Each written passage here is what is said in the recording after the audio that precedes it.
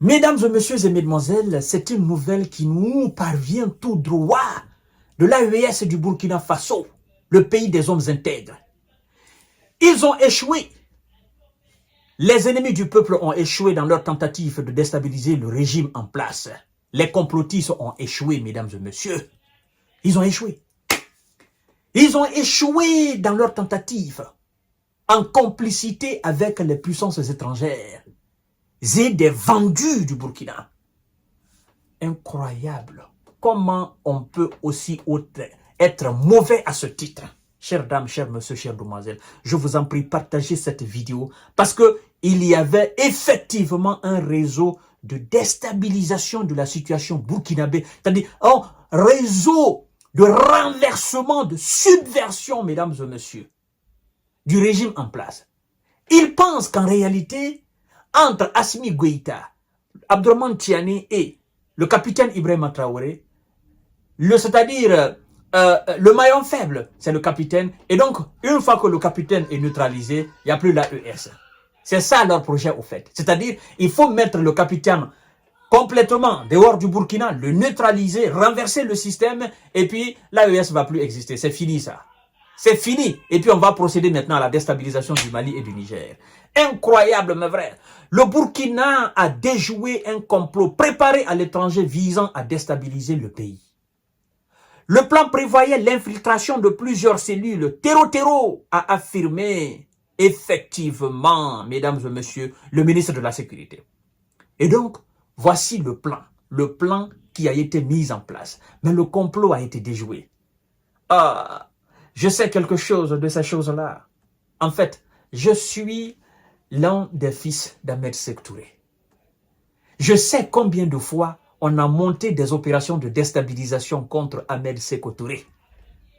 Et c'était des opérations, à l'époque des années 50, les gens pensaient que Sékou Touré était devenu paranoïaque. Vous comprenez? Mais après le décès d'Ahmed Sékou Touré, dans les années 90, les mêmes qui complotaient contre lui, les mêmes ont reconnu qu'ils ont monté plus de, c'est-à-dire un nombre infini de complots pour déstabiliser Ahmed Sékou Touré. Et quand ils ont échoué tout, ils ont tapé des faux billets guinéens pour effectivement déstabiliser l'économie guinéenne. Donc, mesdames et messieurs, les complots existent bel et bien contre nos chefs d'État qui sont déterminés. Et tenez-vous confortablement, quand je vous parle de complot, il y avait des fils de Guinée qui s'étaient laissés enrôler dans une folie d'extrémisme politique. N'est-ce pas, qui ont reçu des millions, des milliers de dollars, des centaines de milliers de dollars. Il y en a qui ont été formés dans un pays voisin de la Guinée. Je taire le nom du pays, mais les connaisseurs savent. Ils sont rentrés en Guinée par une frontière dont je vais taire encore, mesdames et messieurs, pour éviter... Bon, ça appartient au passé, mais je veux que vous sachiez que les complots existent contre nos États. C'est très important. Voici donc le plan.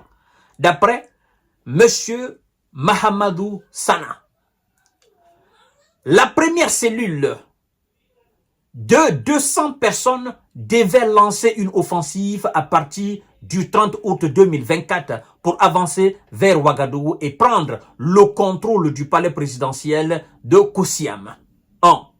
Deuxième, une autre unité formée de mercenaires lourdement armés devait détruire les systèmes de défense aériens autour de la capitale.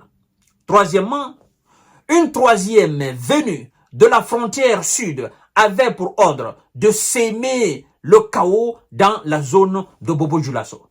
Quatrièmement, d'autres unités devaient prendre d'assaut les infrastructures clés, y compris l'aéroport international, pour annuler tout soutien aérien. Mesdames et messieurs et mesdemoiselles, le complot aurait été tramé par d'anciens hauts responsables des puissances étrangères, d'anciens hauts responsables burkinabés et des puissances étrangères. La liste des personnalités qui y seraient impliquées, mesdames et messieurs, a été révélée par le ministre de la Sécurité. Il s'amuse. Ah, mais il s'amuse. Ils pensent que nous sommes dans les années 80, dans les années 90, dans les années 70. Ils s'amusent. nous avons un puissant service de renseignement dans l'AES, dans la zone AES. Et nous avons aussi des collaborateurs qui sont des experts dans ce domaine. Les gens ne comprennent pas. Ils ne comprennent pas que nous avons des experts dans ce domaine. Ils ne comprennent pas que nous collaborons avec l'une des puissances les plus craintes de notre planète Terre. Et nous avons des services à notre disposition. Ils ne savent pas que nous sommes renseignés. Ils ne savent pas. Mais ils vont lire l'heure. Mesdames et messieurs, je vous laisse alors le nom des figurants. En premier lieu, nous avons l'ex-président Paul-Henri Sadaogo Damiba. Il fait partie de la liste et c'est lui l'élément central. Ouais, mesdames et messieurs. En deuxième lieu, nous avons des anciens ministres, Djibril Bassolé et Alpha Bari. Troisième lieu, nous avons l'ex-président de la Commission électorale nationale indépendante, CENI, Newton Ahmed Bari. Quatrième, nous avons l'ex-député maire de Dori Aziz Diallo. Cinquième, nous avons des officiers militaires, dont le commandant Johani Compaoré et le colonel Zala. Mesdames et messieurs et mesdemoiselles, le complot aurait été soutenu par des puissances occidentales, des groupes terreaux et des mercenaires européens, a encore affirmé le ministre. Les participants présumés auraient planifié d'exfiltrer leur famille du pays avant le début de leur opération, selon le ministre. Dans un discours, monsieur le ministre Sana a conseillé, n'est-ce pas, à ses familles de dénoncer ces plans et de les dissuader de poursuivre, n'est-ce pas, dans cette voie destructrice. D'abord, après l'échec du complot, ah oui, c'est ça, après l'échec du complot, parce qu'eux-mêmes, ils ne savent pas comment le complot a été démantelé. Ils ne savent pas. Ils sont surpris aujourd'hui, là où ils sont. Ils sont inquiets. Et ils pensaient que les autorités d'aujourd'hui, c'est-à-dire effectivement le capitaine Ibrahima Traoré, le chef de l'État et l'administration, son administration, ils pensaient que on allait s'attaquer à leurs différentes familles. Mais les autorités ne sont pas irresponsables pour autant. Les familles n'ont absolument rien à voir là-dedans. Non. Non. Vous êtes responsable de vos actes. On ne va pas s'attaquer à vos enfants, encore moins à vos pères ou mères. Non. Ils ne sont pas responsables. Si, de près ou de loin, n'est-ce pas, les services de renseignement avaient constaté l'implication des différents membres de vos différentes familles, effectivement, ils seraient arrêtés. Mais puisqu'ils n'ont pas de lien, ils n'ont pas joué de rôle là-dedans jusqu'à présent, donc, ils ne sont pas inquiets. Ils vivent tranquillement au Burkina Faso. Mais vous êtes démantelés, vous êtes démasqués.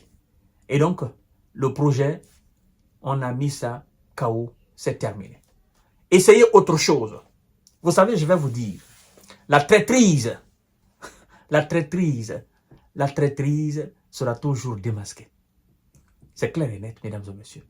Et donc, je vous donne rendez-vous tout à l'heure pour une autre série d'informations et de décortiquage. Je vous ai dit, sur cette page, nous abordons des questions, n'est-ce pas, internationales. La géostratégie et la géopolitique. Nous ne sommes pas seulement dans un seul endroit. Partout c'est chaud, nous abordons. Donc, partagez cette vidéo dans tous les groupes possibles. Les ennemis de l'AES, les ennemis des peuples vont tomber.